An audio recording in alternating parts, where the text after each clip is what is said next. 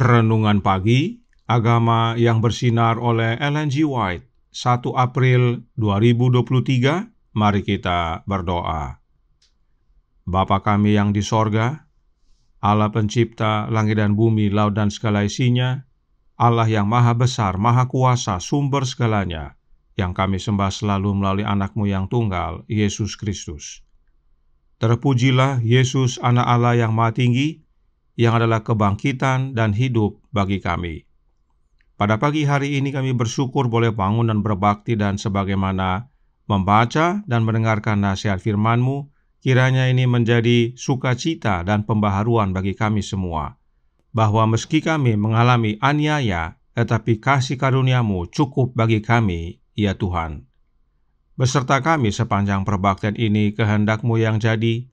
Ampun kami akan dosa dan salah, karena kami berdoa hanya dalam nama anak Allah yang tunggal, Yesus Kristus, yang adalah Tuhan dan Juru Selamat kami.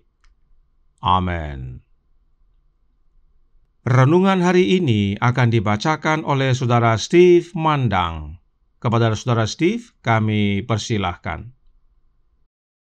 Selamat pagi, selamat sahabat. Judul renungan pagi hari ini, Kasih karunia Allah cukup dalam penganiayaan, tanggal 1 April. Ayat inti diambil dari 2 Korintus 12, ayat yang ke-9. Tetapi jawab Tuhan kepadaku, cukuplah kasih karuniaku bagimu, sebab justru dalam kelemahanlah kuasaku menjadi sempurna. Sebab itu, terlebih suka aku berbega atas kelemahanku, supaya kuasa Kristus turun menaungi aku. Sementara Tuhan tidak menjanjikan kepada umat-Nya pembebasan dari pencobaan, Dia telah menjanjikan yang jauh lebih baik. Dia telah berfirman, sepanjang umurmu, demikianlah kekuatanmu. Cukuplah kasih karuniaku bagimu, sebab justru dalam kelemahanlah kuasaku menjadi sempurna. Jika saudara dipanggil untuk melewati perapian yang menyala-nyala demi Dia, Yesus akan berada di sisi Anda, sama seperti Dia bersama 3 orang yang setia di Babel. Mereka yang mengasihi penebus, mereka akan bersuka cita pada setiap kesempatan, berbagi penghinaan dan celaan dengannya. Kasih yang mereka bawa kepada Tuhan mereka membuat penderitaan demi Dia menjadi manis. Thoughts from the Mount of Blessing, paragraf 30. Melalui semua pencobaan kita memiliki penolong yang tidak pernah gagal. Dia tidak meninggalkan kita sendirian untuk berjuang melawan pencobaan, berperang melawan kejahatan, dan akhirnya dihancurkan oleh beban dan kesedihan. Meskipun sekarang dia bersembunyi dari pandangan fana, telinga iman dapat mendengar suaranya berkata, "Jangan takut, aku bersamamu. Aku telah menanggung kesedihanmu, mengalami pergumulanmu, menghadapi godaanmu. Aku tahu air matamu. Aku juga pernah menangis. Aku tahu kesedihan yang terletak terlalu dalam untuk dihembuskan ke telinga manusia manapun. Jangan berpikir bahwa engkau ditelantarkan dan ditinggalkan. Meskipun rasa sakitmu tidak menyentuh hati manapun di bumi, pandanglah aku dan hiduplah. The Desire of Ages 483. Demikianlah bacaan renungan pagi hari ini. Tuhan Yesus memberkati.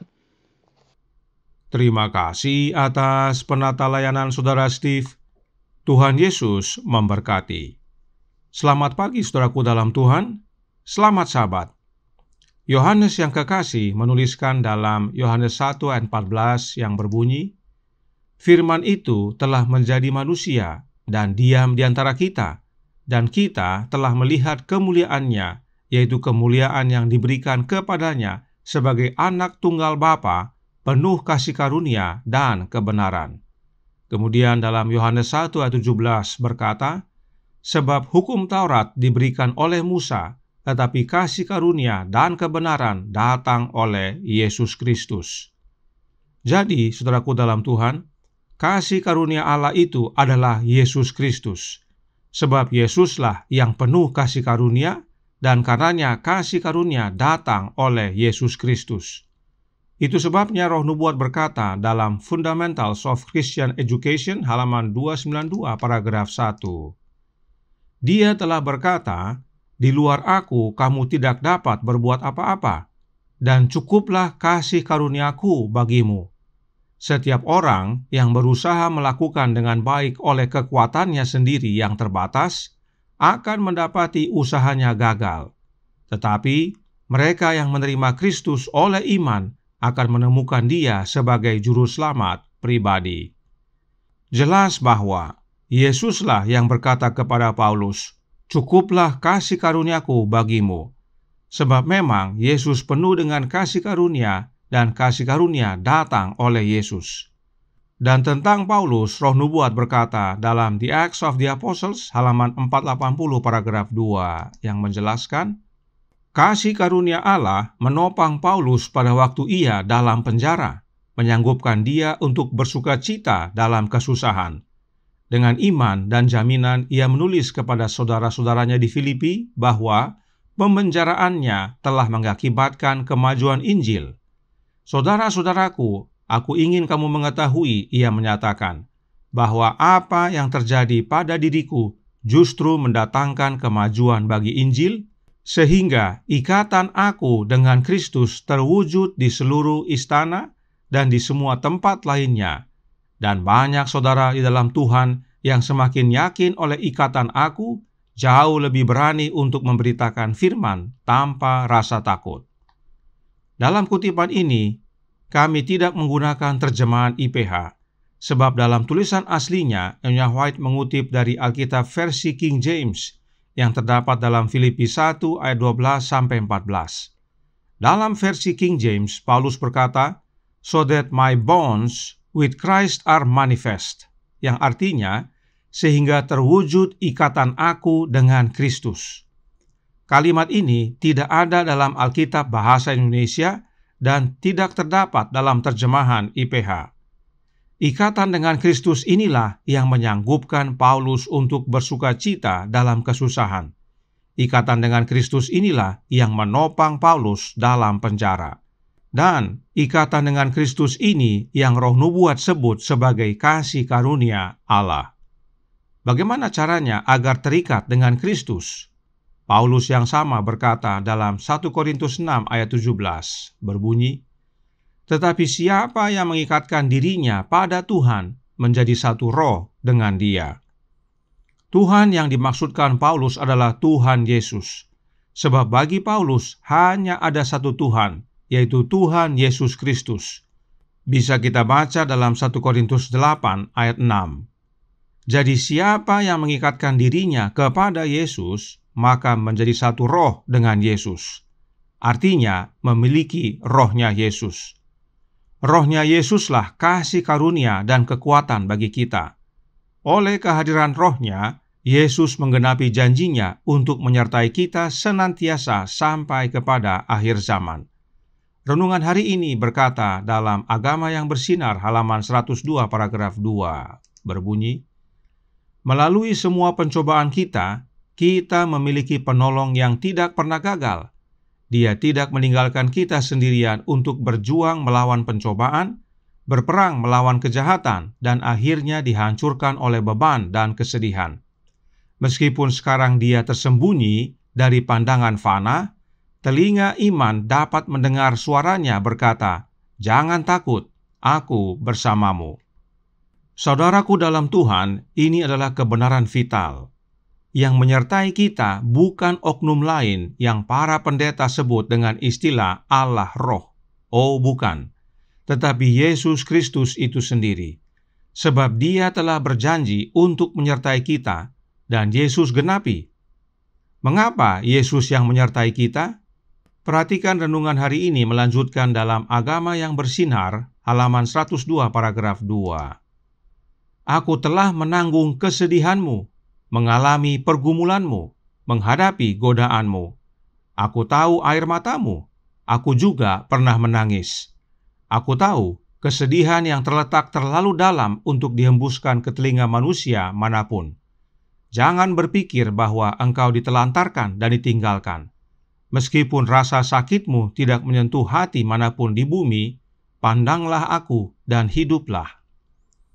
Ini adalah perkataan Yesus. Inilah dasarnya mengapa Yesuslah yang hadir menyertai kita. Sebab Yesus sudah mengalami pergumulan kita, sudah mengalami godaan kita. Apakah Allah Roh pernah mengalami pergumulan dan godaan kita? Oh, tidak pernah. Lalu, Yesus juga pernah menangis, sehingga Dia tahu air mata kita. Apakah Allah Roh pernah menangis? Apakah Allah Roh tahu air mata kita? Oh, tidak pernah dan tidak tahu. Kenapa Yesus tahu semua yang kita alami? Karena Dia satu-satunya makhluk ilahi yang telah menjadi manusia. Allah Roh, kalaupun Dia ada, tidak pernah menjadi manusia. Itu sebabnya Yesuslah penolong kita yang tidak pernah gagal. Karenanya firman Allah berkata, "Pandanglah pada Yesus dan hiduplah." Tidak ada firman Allah yang berkata, "Pandanglah pada Allah Roh dan hidup." Tidak ada. Hanya memandang pada Yesus kita hidup. Ingat, Yesus yang menyertai 3 pemuda Ibrani di dalam dapur api, Yesus yang sama menyertai kita melalui dapur api aniaya, khususnya di akhir zaman ini menjelang kedatangan Kristus yang kedua kali. Karenanya kasih karunia Kristus yang adalah kuasa Kristus dicurahkan kepada kita setiap hari. Ingat renungan pagi tanggal 22 April tahun 2021 yang berkata dalam Menjadi Putra dan Putri Allah halaman 123 paragraf 3. Dia telah mengatakan, "Cukuplah kasih karuniaku bagimu." Tetapi bagaikan mana yang diberikan di padang belantara, kasih karunia-Nya diberikan setiap hari untuk keperluan hari itu. Puji Tuhan, saudaraku dalam Tuhan. Kasih karunia Kristus, yaitu Roh-Nya, diberikan kepada kita setiap hari, layaknya mana diberikan kepada bangsa Israel di padang belantara. Yesuslah yang memberikan kasih karunia itu, sebagaimana Yesuslah yang memberikan mana kepada bangsa Israel. Artinya, Yesus memberikan Roh-Nya setiap hari kepada kita, agar dalam kelemahan kita, kuasa Kristus menjadi sempurna, sehingga kita dapat menanggung derita dan aniaya. Kita dapat bersukacita melewati kesukaran, karena Kristus bersama kita. Tuhan memberkati, saya bawa dalam nama Yesus. Amin. Mari kita berdoa. Bapa kami yang di sorga, Allah pencipta langit dan bumi, laut dan segala isinya, Allah yang maha besar, maha kuasa, sumber segalanya, yang kami sembah selalu melalui anak-Mu yang tunggal, Yesus Kristus. Terima kasih atas nasihat indah pada pagi hari ini, bahwa cukuplah kasih karunia Kristus bagi kami, sehingga kami meski mengalami kesusahan, aniaya, dan penderitaan, kami mendapat kekuatan, kami mendapat kuasa daripada Kristus sehingga mampu menanggung dan melewatinya. Dan Yesus memberikan kasih karunia-Nya setiap hari bagi kami untuk memampukan kami hidup pada hari itu. Karenanya tolong kami ya Bapa, curahkan roh anak-Mu dalam hati ini, sebab roh Kristuslah kasih karunia Kristus bagi kami. Roh Kristuslah yang memampukan kami, sebab di luar Kristus kami tidak dapat berbuat apa-apa. Dan biarlah melalui kehadiran-Nya, bukan hanya kami mampu untuk menghadapi tantangan, aniaya, mengalami derita dan kesusahan, tetapi hidup kami diubahkan juga semakin hari semakin serupa dengan Dia, hingga pada akhirnya Dia datang kedua kali, kami semua boleh diselamatkan. Beserta kami sepanjang hari ini kehendak-Mu yang jadi, ampun kami akan dosa dan salah, karena kami berdoa hanya dalam nama Anak Allah yang tunggal, Yesus Kristus, yang adalah Tuhan dan Juru Selamat kami. Amin.